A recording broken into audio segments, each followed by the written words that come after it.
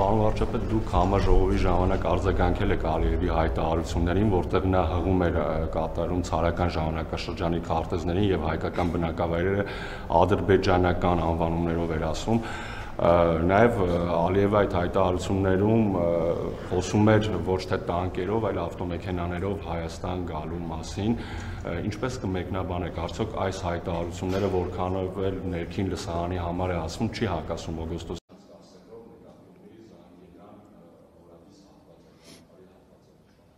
Ես արդեն ասել եմ, որ Կոպենհագենում մենք մամուլի հաղորդագրություն ենք տարածել, որտեղ արձանագրվել է, որ Հայաստանի Հանրապետության տարածքում տրիպ նախագիծն է գործում եւ դրանով ամեն ինչ ասված է, եւ ելի եմ ասում,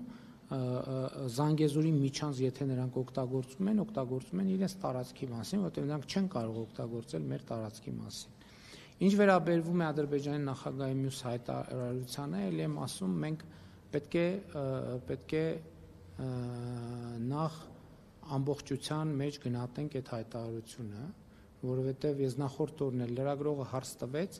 շատ կարևոր է, որ ճշգրիտ լինի, ճշգրիտ արձանագրենք ինչա տեղյակությունից է, հետո նոր գնահատենք։ Իսկ որն է ճշգրիտ արձանագրումը, որովհետև մեր մամուլում, ես էլ եմ ասում, այդ ընդհանրապես իմ գործառույթը չի, ես սրա մասին պետքա չխոսեմ էլ, սրա մասին պետքա խոսեն լրատվամիջոցներ, ովքեր տեղեկատվությունը պետքա ճշգրիտ փոխանցեն, որ հարցը ճշգրիտ ձևակերպի, որ պատասխաններ լինի ըստ էության եւ ոչ թե ուրիշ բանի մասին։ Օրինակ ասում են, որ Ադրբեջանի նախագահն ասել է չկա Սևան, կա Գյոյչը, մինչդեռ հնչել է հայտարարություն, որ ցարական ժամանակների քարտեզում Սևան չկա, կա Գյոյչը։ Իմիջայլոց մեր լրագրողները շատ հետաքրքիր է։ Օրինակ ոչ մեկ չի գնաց այդ քարտեզը հանի։ Մի հատ տեսնի այդ ինչ քարտեզի մասին է։ Կա քարտեզ, թե չկա քարտեզ։ Եվ եթե այդ քարտեզը հանեին մեր լրագրողները, օրինակ կտեսնեին, որ այդ քարտեզը ինչքան այդ տեսակետից կարա աննպաստ լինի Հայաստանի համար, երկու այնքան կարա աննպաստ լինի ցանկության դեպքում Ադրբեջանի համար, որովհետև օրինակ կարա պարզվի այդ քարտեզի վրա Հայաստան կա, վայ ներողություն, իսկ Ադրբեջան չկա, իսկ դա ոնց մեկնաբանենք։ Ես դրա համար եմ ասում, այդ անօգուտ գործողությունը, ել չեմ ասում, եթե ցարական քարտեզներով գնանք եւ ինչու՞ միայն ցարական, դրանից առաջ սուլթանական, դրանից առաջ շահական, դրանից առաջ խանական, դրանից առաջ խալիֆայական, այդ քարտեզներում ոչ առաջ շահական, դրանից առաջ խանական, դրանից առաջ խալիֆայական, այդ քարտեզներում ոչ Հայաստան կա, այսինքն Հայաստան կա, ոչ Հայաստանի Հանրապետություն կա, ոչ էլ Ադրբեջանի Հանրապետություն։ Այդ հղվող քարտեզին ասում եմ շատ պարզ գրած է Հայաստան, Հայաստանի տեղում է սուրվա, Ադրբեջանի տեղում Ադրբեջան գրած չի։ Եվ ինչի համար։ Շատ լավ, բայց ես համարում եմ, որ դա անիմաստ թեմա է եւ անիմաստ քննարկումներ է առավել եւս 2025 թվականի օգոստոսի 8-ից հետո։ Էլ չեմ ասում այդ քարտեզները հրապարակված են։ Այդ քարտեզները հրապարակված են, այն որ դուք այն նյութերը ուղարկեք ինձ, ես էլ այդ քարտեզ ուղարկեմ ձեզ, չնայած 5 րոպե փնտրելով կարող եք այդ քարտեզը գտնել։ Այսինքն որ այդ քարտեզի վրա Հայաստան գրած, Ադրբեջան գրած չի, ինչ է նշանակում դա։ Դա ինչ քաղաքական հետևության է բերում։ Բայց եմ ասում, խալիֆայության շրջանում եղել է խալիֆայությունը։ Պարսկական տիրապետության ժամանակ եղել է Պարսկաստան, Օսմանական տիրապետության ժամանակ եղել է Օսմանյան կայսրություն, բայց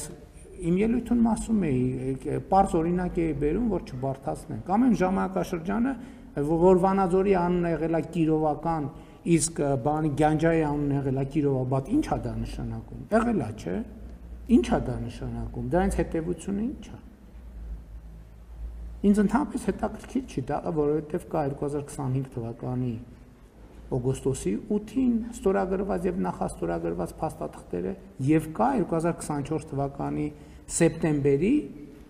երկու երկրների սահմանազատման հանձնաժողովների կանոնակարգը։ Այսինքն հիմա անկնել պատմական բանավեճերի ես էսա գրած եւ այդ բոլոր անունները ով ասել որ այդ անուններն ադրբեջանական են, այդ անունները թուրքական են, պարսկական են, արաբական են, մոնղոլական են։ Ես դրա համար նաեւ բանի զանգ բառի օրինակը բերեցի։ Ով ասել որ դրանք ադրբեջանական են։ Թուրքական են, պարսկական են, արաբական են, մոնղոլական են, տեղ-տեղ կլինեն ռուսական։ Եվ ինչ, բայց ի՞նչ է դա փոխում։ Ոչ մի բան էլ չի փոխում։ Ինչ վերաբերվում է գնալ գալուն, խաղաղությունը նրա մասին է, որ Հայաստանից մարդիկ կարող են գնալ ավտոմեքենայով, այդ թվում Բաքու, Ադրբեջանից էլ ավտոմեքենայով կարող են գալ, այդ թվում Երևան։ Իսկ եթե խոսքը ուրիշ բանի մասին է, ես ասում եմ այդ օրակարգը վտանգավոր է խաղաղության համար։ Ուրեմն ես իմ ելույթում խոսեցի ընդհանուր Մանթաշյանի ժառանգության մասին, բայց եթե Խորհրդային Միությունը անօրինական է վերցրել այդ գույքերը, Մանթաշյանի գույքերն էլ ուրեմն հայկական ժառանգությունն էլ անօրինական վերցրել։ Բայց ես համարում եմ, որ այդտեղ մտնել ընդհանրապես իմաստ չունի։ Եվ իմ առաջարկն է, եւ ըմբռնումն է, եւ մեր պայմանավորվածությունն է, եւ 2025 թվականի օգոստոսի 8-ի ստորագրված եւ նախաստորագրված փաստաթղթերից հետեւում է, որ մենք պետքա դադարեցնենք այդ մոտեցումը։ Այդքան